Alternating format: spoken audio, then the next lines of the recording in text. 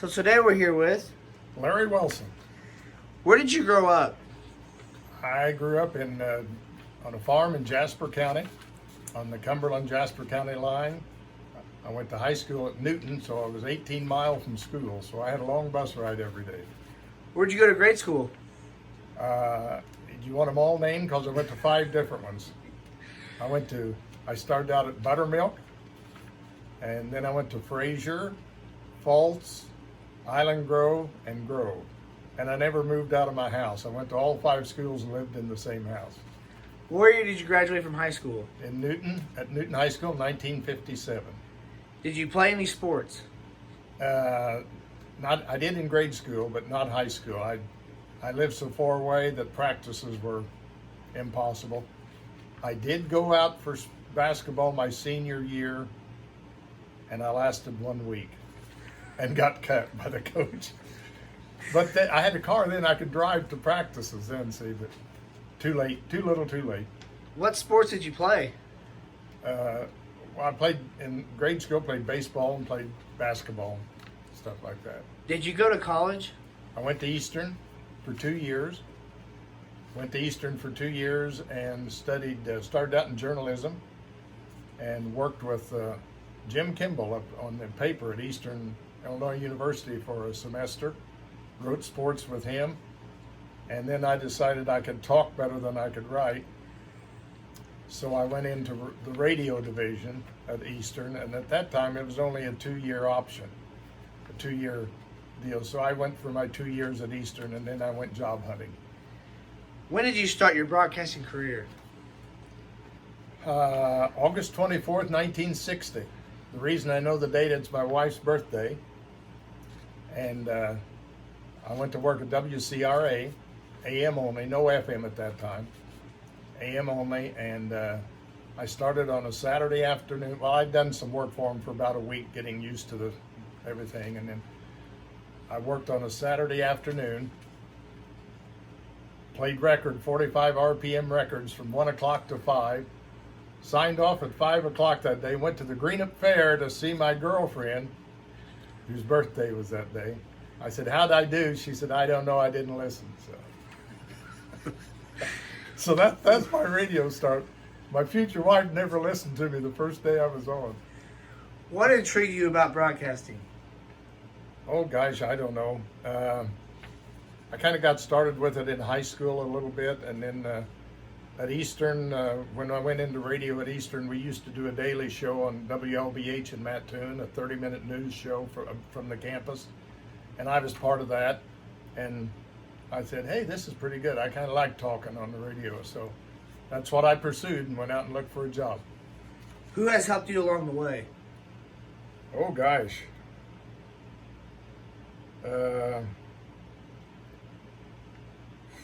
I don't know. Just people in radio that I got to know, and general managers of the station, and people I worked with. Everybody just kind of encouraged me to keep it up and keep doing it. In your broadcasting career, name some of your colleagues. Oh gosh. I worked with Mike Repking. He was a young kid from here in Effingham. He was kind of an engineer type, and he worked with me on the ball games. And I worked with Jack Hightower was one I worked with. I worked with Stan Richardson, and of course Greg Sapp, who I worked with the last 30 years I was in radio with them. So they kind of helped me along in the business too. Did you have any role models? I used to listen to Jack Buck do ball games, and I thought he was done such a great job of telling the story of a baseball game. But I kind of wanted to be not like him, but learn from how he did it and develop my own style. I didn't want to copy anybody. I didn't want to try to be like somebody. But listening to other people in the business, you could kind of pick up things from them, how they did a broadcast, and I tried to translate that into how I did it.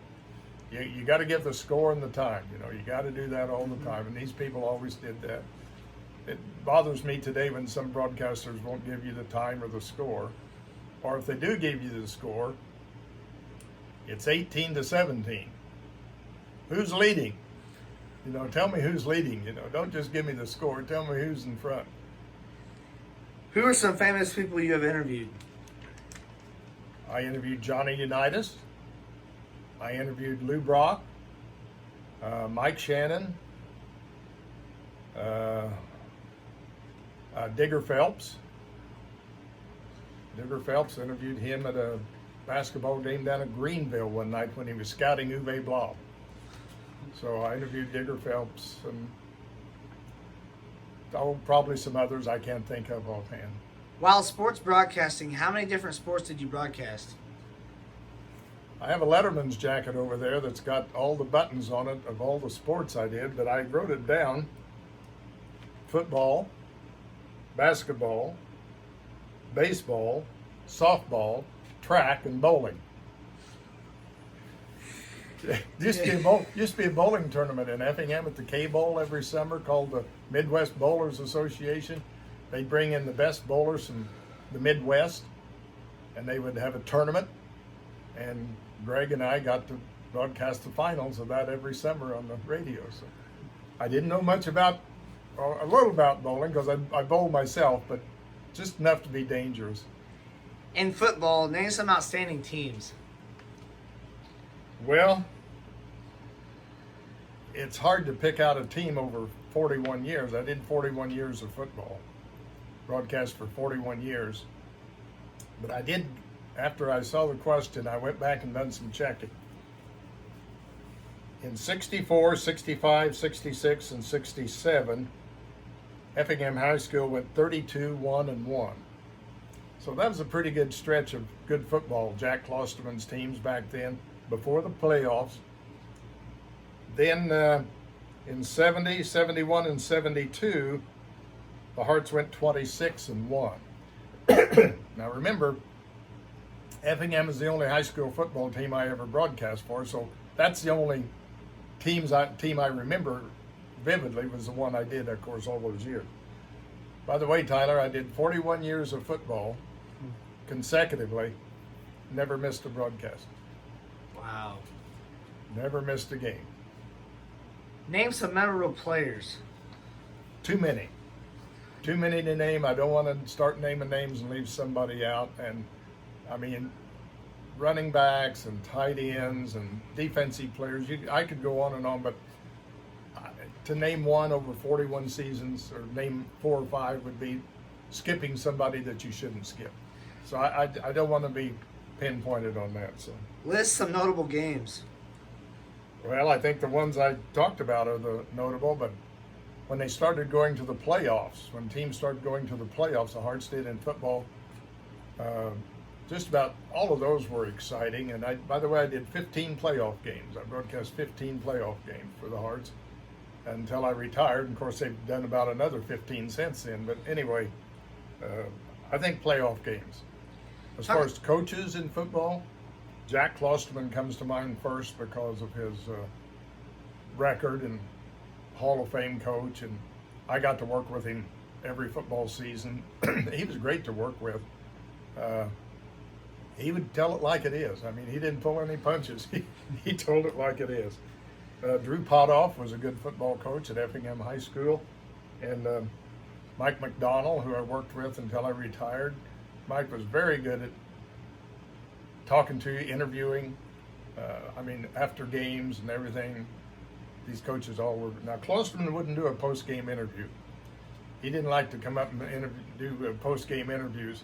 I think I did one with him the first game I ever broadcast, and then that was it. He didn't want to do them anymore. He was too busy. What were your favorite football fields? Favorite fields? Back in the old Mid-State days, Vandalia was one of the first to have a nice press box. From the days I started broadcasting, Vandalia had built a new field and a new bleachers, and that was way back in the 60s, and they had a real nice press box. Greenville had a real nice press box. Mahomet was one of the first ones. When we first started going to Mahomet, they have a beautiful press box. The ones I didn't like, and still to this day, people don't like Mount Zion because they don't have one. They put you out in a deer stand and expect you to brave the weather and broadcast football from And to a school with millions of dollars, they build field houses, they build new schools every year in Mount Zion, but they won't build a broadcast booth for the visiting press people. Now tell me why. Hope Mount Zion sees this. Another bad press box was Charleston. Now they've got a beautiful one now, but back in the day, it was an old rickety wooden one. You'd go up in there and it'd shake and the wind would blow it. And over in the corner was a pile of paper bags, or like fertilizer bags that they'd use to fertilize the field, and put the bags in the press box. And it had a hornet's nest in it. So we're broadcasting football and keeping one eye on the hornet's nest and making sure we didn't disturb it. I don't think it was hornets. I think it was some kind of bees or something. But it was full of them. And they would swarm around you during the broadcast. That was in Charleston in the old days. Litchfield. You used to have to go up on top of a press box, way up in the air, and you were up on top of it with nothing to protect you, nothing around you. You could have fell off and broke your neck. Monticello.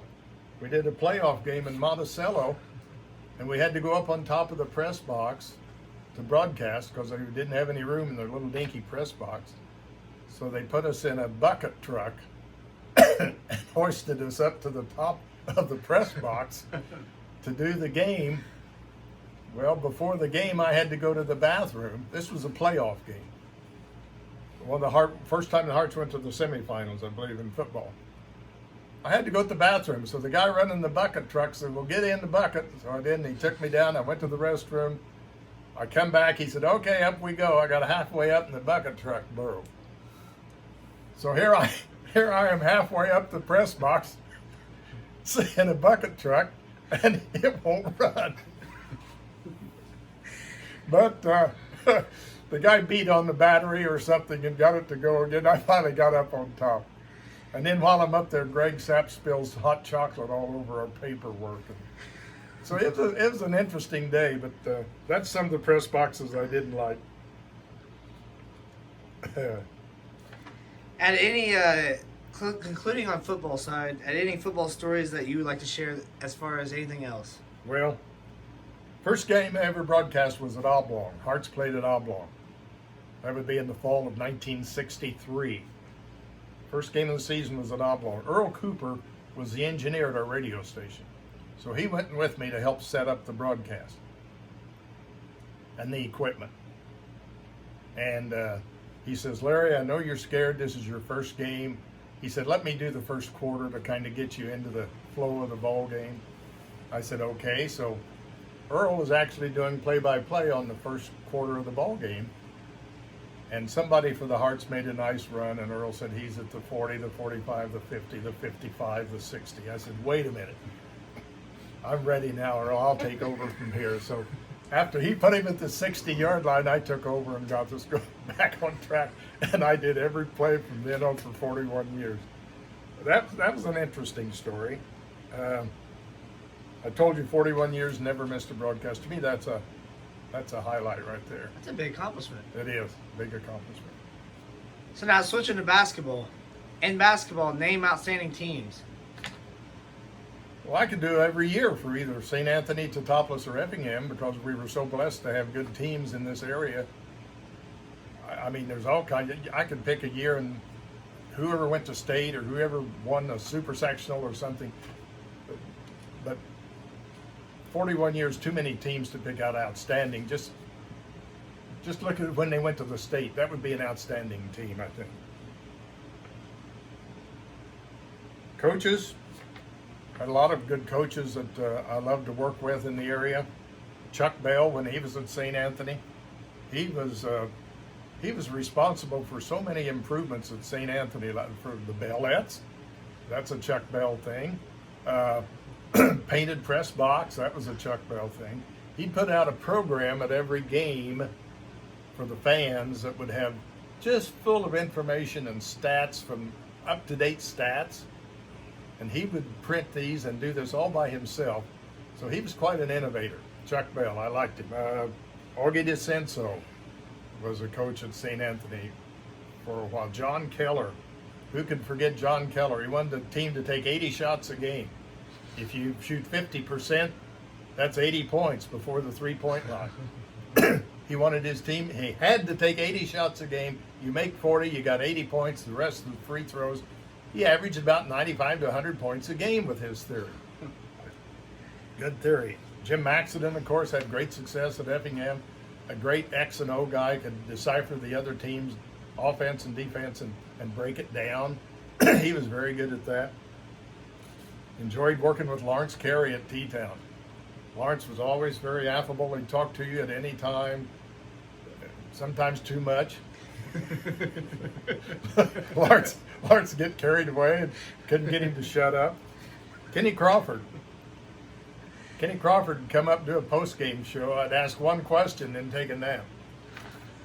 He'd recap the whole game with one question. You didn't have to ask him two, just one. How you doing, Coach? Well, that was Coach Crawford.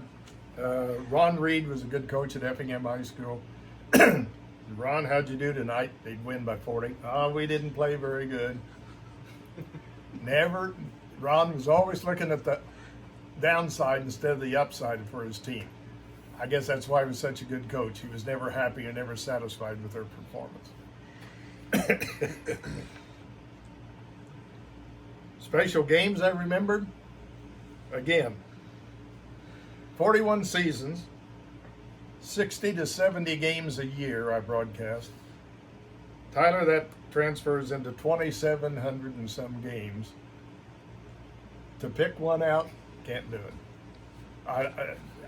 They all kind of run together, but anytime you had an overtime or double overtime, I remember triple overtime one time down at Olney, sectional between St. Anthony and Lawrenceville, maybe. Anyway, it went triple overtime, St. Anthony and somebody, and they were playing it down at Olney. St. Anthony and Lawrenceville, I think. Anyway, I'm sure someone watching from St. Anthony can tell you just like that who it was. But anyway, once again, too many games to remember specifically. But it was a triple overtime game and was outstanding. Now, I do remember one game. Effingham played at Hillsborough. Uwe Blob was there. He was a big attraction. Anywhere Effingham went, the gym was full at 6 o'clock and the doors were closed. Nobody could get in the gyms after 6 o'clock. Greg and I went to Hillsborough to do the ball game, and Uwe was playing, and of course, we were in the stands with our broadcast booth.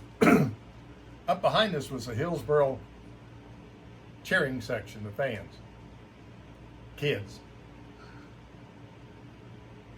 Skittles. All night. They just bombarded Greg and I with Skittles. I don't know how many pounds of Skittles they threw at us, but we got Skittles. But you know what? Uwe scored 55 against him that night, so that kind of settled that down a little bit. One other game I do remember, we were playing at Greenville the night I interviewed Digger Phelps. Again, the gym was crowded, 6 o'clock, couldn't get in. Uwe was playing, and among those playing. And down on the first row of the bleachers sat the Greenville cheering section. And about the middle of the first quarter, some kid threw a rubber chicken out onto the floor. A gagged rubber chicken, and he had it hooked to a reel, and he was reeling it in.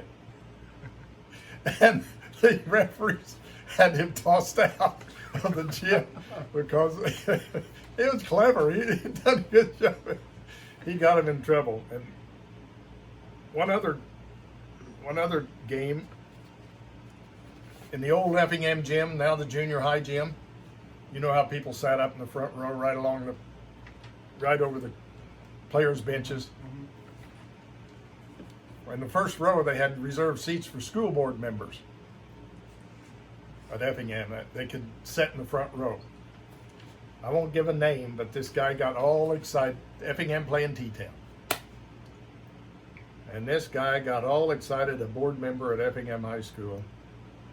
Bad call, he thought. He jumped up and yelled, and his false teeth flew out onto the gym floor right in front of Kenny Crawford. Crawford looked at the referee and said, "Pick him up." The ref said, "I ain't touching him." And I don't know who picked up the false teeth, but they got back to the board member anyway, I guess. So, favorite gyms? Love T-Town. Love T-Town's gym despite the heat and the crowd. It was fun to do a game there because the fans are at each other and they're right on top of each other, and it's a fun gym despite the heat to do a game in. Another gym I love, Altamont. Beautiful gymnasium, old, and it was that way when I started broadcasting. So that was an original back then.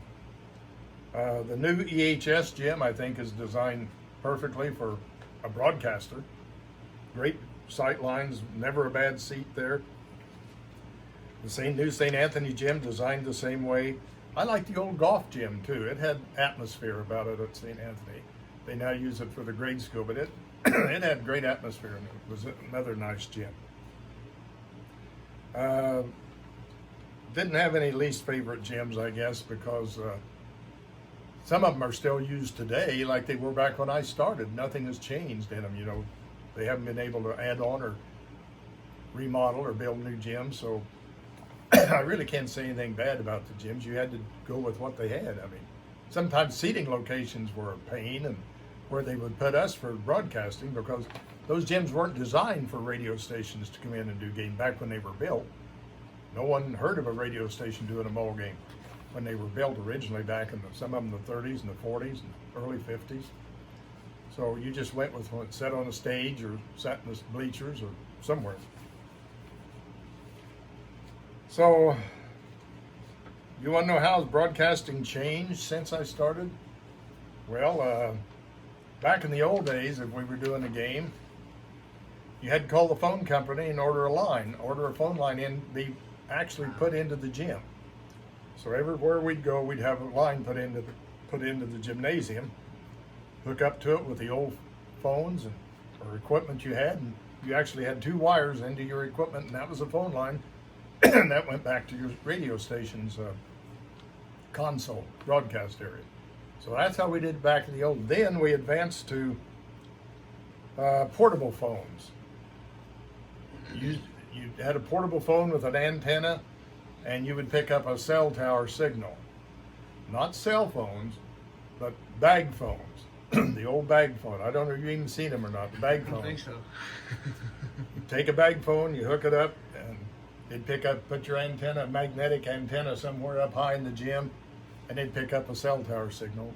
That's how we used to do our games back in the day with that. And then, of course, cell phones came along, and now you can do a sporting event from anywhere with a cell phone. You don't have to have special equipment or anything. You just set up and start broadcasting. Because cell towers are everywhere, and cell phones work so good now, and they've improved the quality of them. Cell phones are you got to have equipment.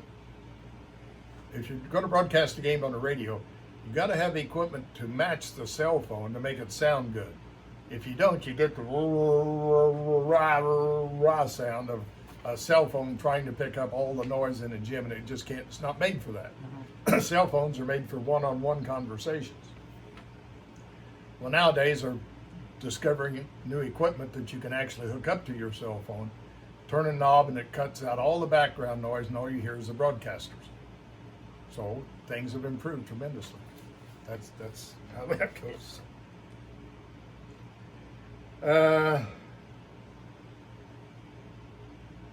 Any non-sports stories? Well, I guess non-sports story would be just working in the other side of radio and working with the morning show. The morning show was a great addition to what we did at our stations, and it became a staple. Everybody loved it. Everybody listened. The crazier you were, the more they liked it. It got people's day off to a good start. So things like the morning show and talk shows and things like this have really changed radio and made it better. And that was one of my great experiences, was working with other people in radio. Can I add one thing for you? Your Kennedy story. Oh, when I was in radio back in the 63. 63 is when I started.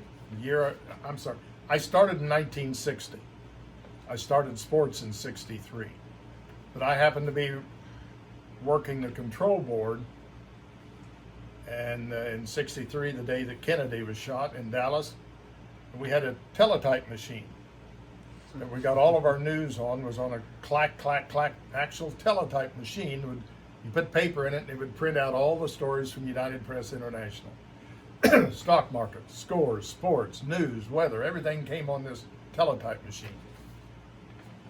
And the morning I was working, the day that Kenny got shot, I was working, and the teletype machine went crazy with bells. If it was a bulletin, they'd bing, ding, ding, ding, ding, ding, to call your attention to a bulletin. And it just went crazy that day. Ding, ding, ding, ding, ding, ding, ding, just kept dinging. And I went out and it said, Kennedy shot in Dallas. Wow. So that was a rather experience that I don't relish, but I mean, that's just how it is. What advice would you give to a beginner in the broadcasting field? Well, nowadays the best place to start, if you aren't good enough to just jump right in and get a job at a radio station out of high school, you need to go to a junior college. And Lakeland's one of the best around here for radio, because they have a great radio instructor, and Greg Powers, who I used to work with. That's another one I used to work with in radio. Greg Powers used to help me on the broadcast. He's developed a radio program at Lakeland that's very good. A lot of the kids that graduate after his program get jobs in the business, either salesmen, on air, sports, all kinds of activities, things you can do in radio. But I would suggest someone try to get a couple of years of junior college experience, because they do broadcasts. Lakeland broadcasts their baseball games, their home baseball games, and their home basketball games. And I think they used to do Neoga High School just to give the kids experience. So you actually can get hands-on experience there before you go out into the world. So if you're not good enough to go straight to work in the business, like Paul Davis did from Effingham back in the day when his mom was news director, and he was 16 years old and went right into radio and became one of the best in the Midwest. And he ended up going to Baylor to get his degree in radio and TV. But if you're not good enough to go right into it out of high school, or while you're in high school, go to a good junior college or a college and get started with their programs.